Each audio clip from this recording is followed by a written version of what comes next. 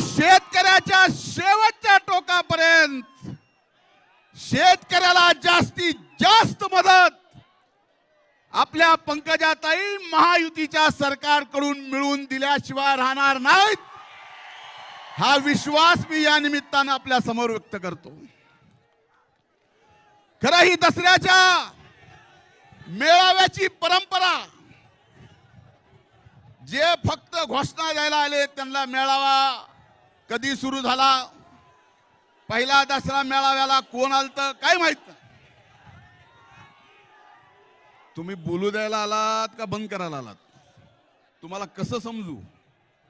मला सरळही समजून सांगता येतं आणि उलटही सांगता येतं.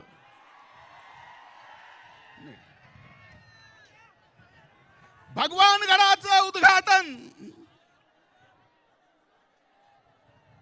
स्वर्गीय यशवंतराव चव्हाण साहेबांनी मुख्यमंत्री असताना केलं. दसऱ्याच्या दिवशी, त्या दिवसापासून दसऱ्याच्या या मेळाव्याची परंपरा आहे. या दसऱ्याच्या मेळाव्याला देशाच्या ऐतिहासिक नकाशावर जर नेलं असेल तर आजही डोळ्यात पाणी येतं. ते स्वर्गीय मुंडे साहेबांनी हा दसरा मेळावा जगाच्या नकाशावर नेला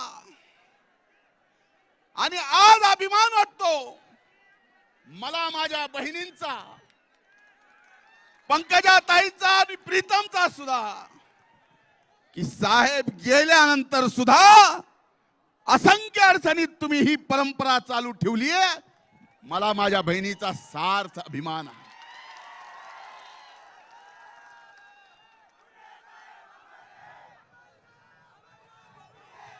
आम्ही लहान होतो, लहान असताना स्वर्गीय मुंडे साहेबांसोबत, स्वर्गीय अण्णांसोबत त्यांच्या हाताच्या बोटाला धरून दसरा मेळावा भगवानगडावर जाऊन पाहायचो. हा दसरा मेळावा साहेब नेहमी सांगत की ही विचाराची देवाणघेवाण आहे.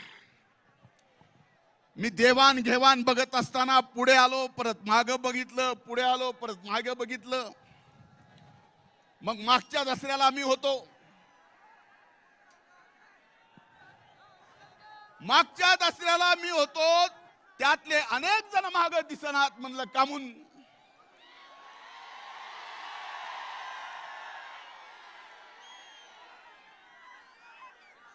पुढे निवडणुका नाहीत असं त्यांना वाटतं.